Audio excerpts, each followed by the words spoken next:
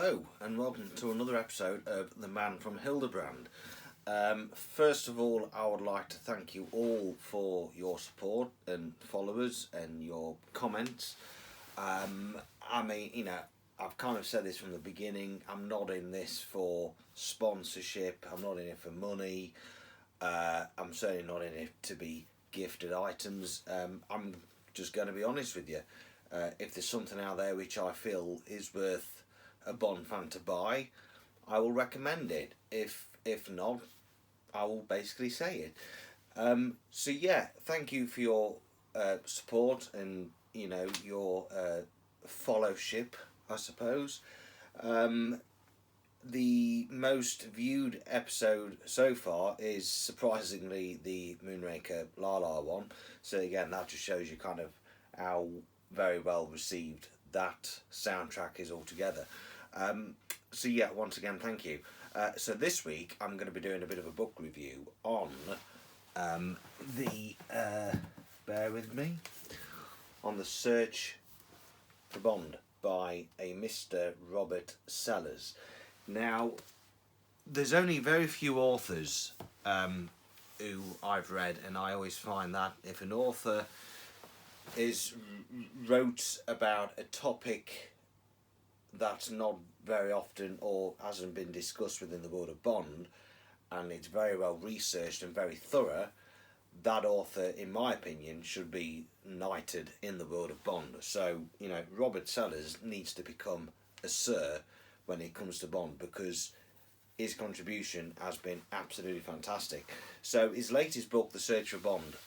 Now, I can remember back in the day when James Bond Radio had interviewed him, they asked him if he'd got any kind of other sort of works in the pipeline, and he kind of mentioned about doing a bit of an article about the people who were considered to be Bond.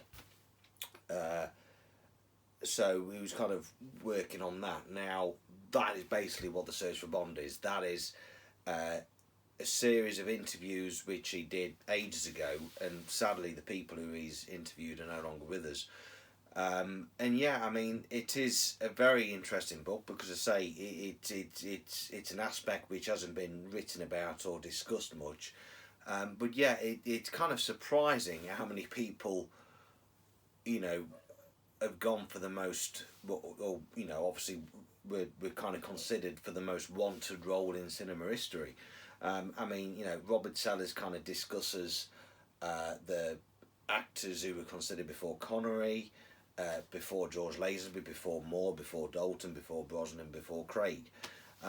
So yeah, it's kind of really interesting because they weren't even looking at actors; they were just looking at anybody. Sir Ralph Fiennes in the 60s, he was considered before George Lazenby, and he's just an explorer. Even Tom Jones, the singer who gave us Thunderball, he was mentioned. Engelbert Humperdinck, out of all the people.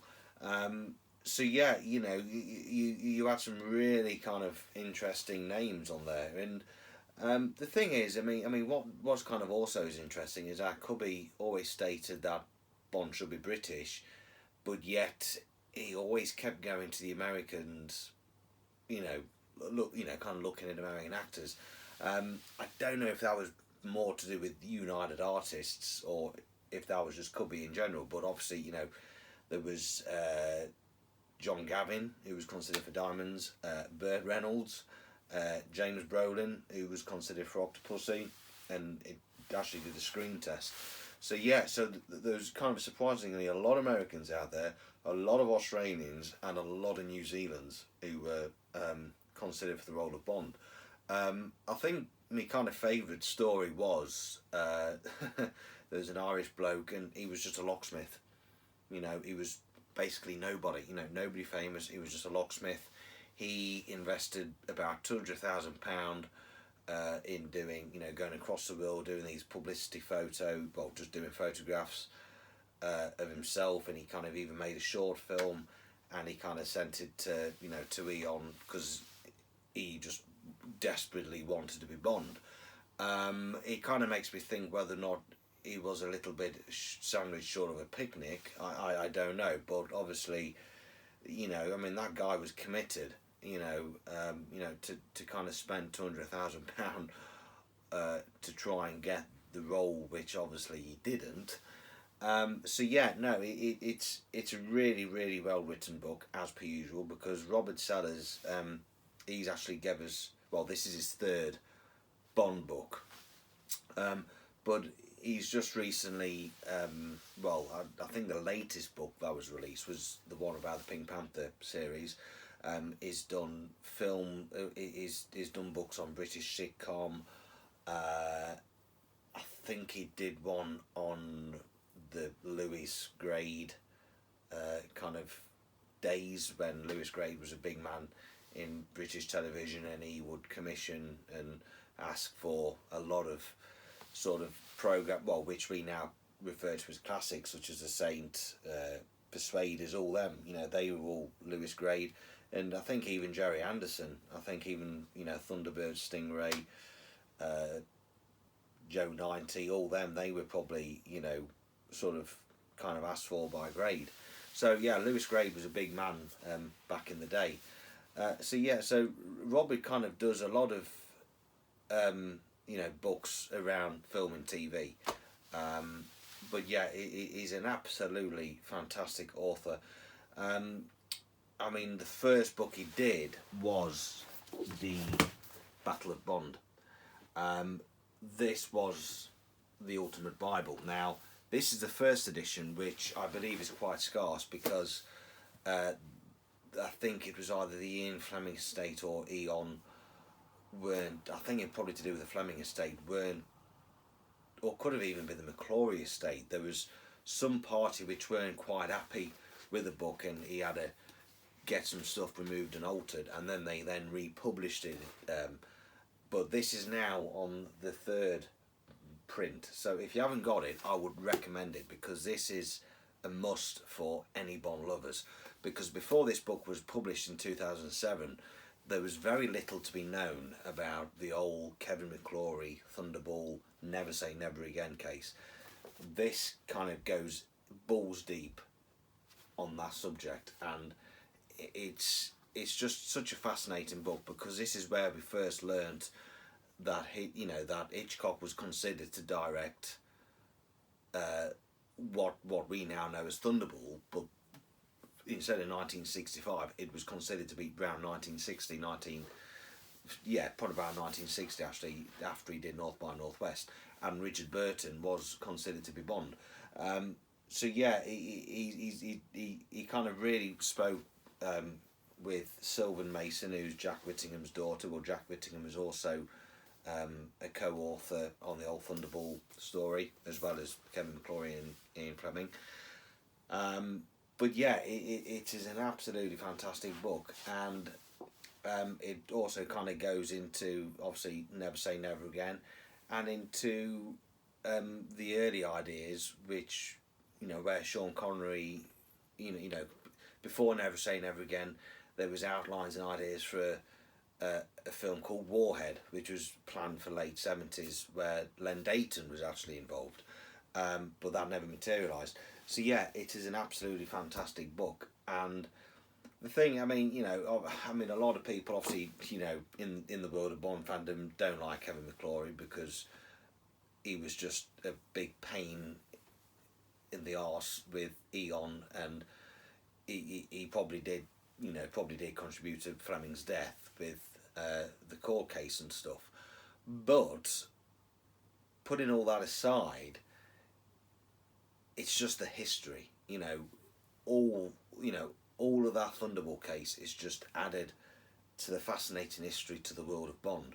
And again, before this, there was very little documented on it. Eon didn't really like to go into detail, and Eon was certainly against Never Say Never Again. Now Never Say Never Again does belong to Eon, but I think that's only partly because they kind of want to try and sort of take it away from the public domain, which will be very hard to do, because we all know it's there. Now whether or not you prefer Never Say Never Again to Thunderball, it's entirely up to you. But either way, it is part of the Bond history. You know, it is part of the Bond legacy. So yeah, so this is an absolutely fantastic book. I believe that a third issue is available now. If not, it will be soon. It makes me wonder if it is published by the History Press, because the History Press as we're responsible for publishing this, and also responsible for publishing Sellers' second Bond book, as well as Mark Simmons' Ian Fleming's War, and Never Shaken, Never Stirred, which is also another fantastic book which kind of sheds light on Ian Fleming's wife. So yeah, that's probably worth an episode and a review as well, because I would highly recommend that. So yeah, the History Press have actually done some really good stuff in the world of Bond. They even reissued the James Bond diaries by Roger Moore whilst he was filming Live and Let Die. So yeah, The Battle of Bond, I would definitely recommend. The second book that Robert Sellers gave us, which was about 2019-2020, was When Harry Met Cubby. Now, I kind of bought this thinking, because at the time we had a holiday planned for the south of France. I thought, you know what, that'd be a fantastic book just to read whilst we're there. That thing called COVID came along. I don't know if you can remember it, but yeah, that came along and scuppered the plans for us to go to France, and instead I was furloughed for 12 weeks, which I must say was absolutely fantastic, because it kind of gave me an idea of what retirement was like, and I'll always be grateful for that, because we had absolutely fantastic weather. Times were bizarre, I must admit, it was strange, but we had brilliant weather. I might have even lost weight because we used to do a lot of dog walking, and it gave me the chance to read this and a few other Bond related books. But yeah, this again, absolutely fantastic. It is the story of what it says, you know, the Bond producers. Now, I felt that there was quite a bit already recorded about Cubby, you know, because Cubby's got his biography, When the Snow Melts. Fantastic. I just always felt that there was never really much on Harry. I mean, I don't think Harry had a biography, not to my knowledge, but I kind of always felt that, you know, that we was always more aware of Cubby's story than we were Harry's. But Robert kind of did a brilliant job, because he kind of split it into three. You know, you've got Cubby's story, then you've got Harry's story, and then you've got the story of when the joint partnership, and just how different both characters were. I mean, you know, we kind of know that they didn't always get on. You know, they tend to, you know, one film was Cubby's baby, the other film was Harry's baby. You know, Live and Let Die was Harry's baby. You Only Live Twice was Cubby's little baby. So they kind of took it in turns. But obviously it then goes into detail on the demise, you know, of the relationship in 75, 76, after The Man with the Golden Gun, and obviously when Harry was in serious debt and he then had to basically sell his share of Dan, Jack and Eon, and Cubby wanted to buy it, but Harry refused to sell it. In the end, Harry had to then sell it to United Artists. So it kind of goes into that, and then he kind of gets a bit sad, because they then Harry then finally attends a premiere of Few Eyes Only, where they kind of had a bit of a brief sort of kind of had a bit of a hug and sort of put differences aside. But yeah, no, again, so all these books by Mr. Robert Sellers, they are definitely worth getting. And you know, and usually, you know, sometimes, you know, good things always happen in threes. Now, whether or not Robert Sellers has got any more Bond stuff lined up, I don't know. I can't quite think what it could be, I don't know. But, you know, all these books, what makes them so kind of interesting and unique is that it deals with subjects which have never been written before on Bond.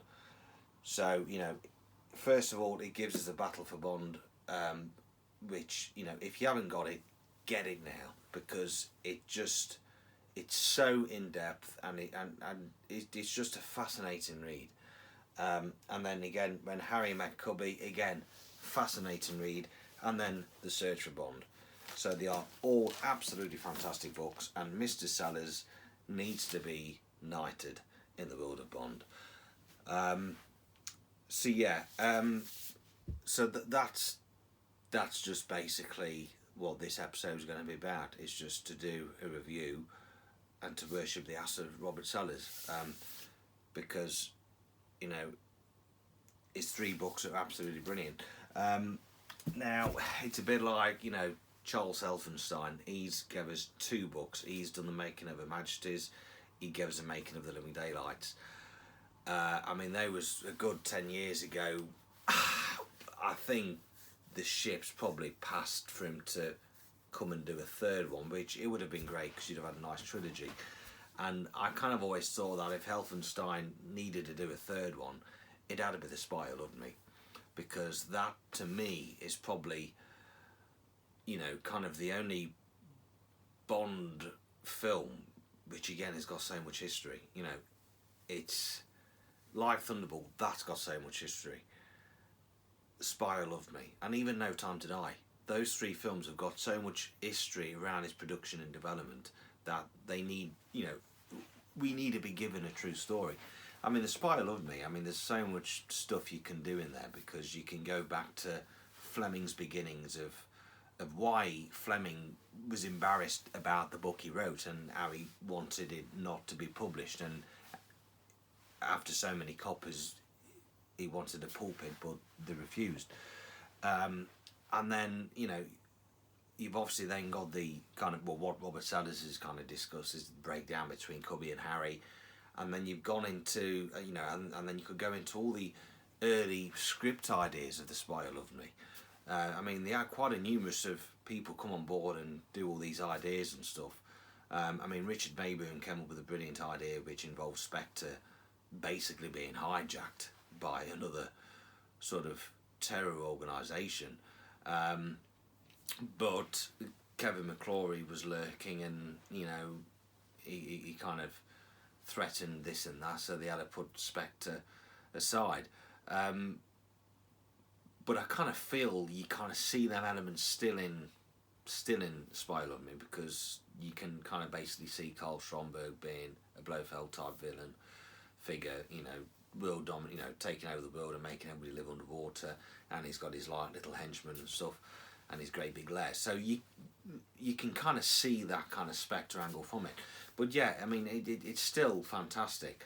And yeah, I just feel that Spy Who Loved Me, there is so much history which needs to be documented and put down in a book, on the same kind of quality and an in-depth study as Charles Elphinstone's two books, and also No Time to Die. Again, I mean, there's so much history around that. I mean, obviously it was touch and go whether or not Craig would return. We then had Danny Boyle and John Hodges come, and then all of a sudden, they was on board with an idea. They then parted because of creative differences. And yeah, it's believed that some of the sets were being built. I mean, if you look on the No Time to Die credits, as sort of a section for Canada. Well, even though the film, the final film wasn't filmed in Canada, they're still paying, basically paying tribute or paying credit to when it originally was going to be in Canada, because Danny Boyle's vision was totally different to what we got. So there's always kind of that angle, which kind of fascinates me, because it's like, with John Hodges' original idea, which we don't fully, I mean, I think we know, with what we know, it was basically Bond being incarcerated in a Russian camp, and that involved a massive rocket, and Bond did survive. Whether or not Eon could use that idea for a future film, or whether or not that story then belongs to John Hodges, I mean, maybe we might see a film from the future from Danny Boyle based on that script, but obviously not with James Bond, but with a different character, because James Bond belongs to Eon and Danjak. So there's always that possibility whether or not Danny Boyle might do a film to recycle his ideas, which was intended for No Time to Die. So yeah, so there's so much kind of history still out there. But yeah, I mean, Charles Elphinstein, if you're still with us, if you're still listening, you know, will we get another making of book? You know, I mean, I've kind of gone a slight tangent, but the point is that, you know, there's certain books are good in threes. You know, Robert Sellers has given us 3 fantastic books. Whether or not he's got a 4th one on the go, I don't know. I mean, I certainly wouldn't say no to it. But, you know, come on, Charles, give us a 3rd one. That's all I'm saying. But yeah, so yeah, sorry about that, I've just gone on a tangent. But yes, that is it for this week. Thank you for your support and your comments. And we'll see what will happen in the world of Bond next week. Now, just to get it out there, I do believe that the shipping for License to Kill has started. It was originally intended to start shipping on the 21st of January, which was last Tuesday. They then postponed it to the Thursday, to the 23rd. I haven't received any confirmation to say it's been posted yet, but I'm hoping, you know, that people will start receiving their soundtrack soon, and I'm kind of really can't wait for that. So, you know, once again, thank you, Lala. But anyway, thank you for all your support, all your comments, and until next time, cheerio.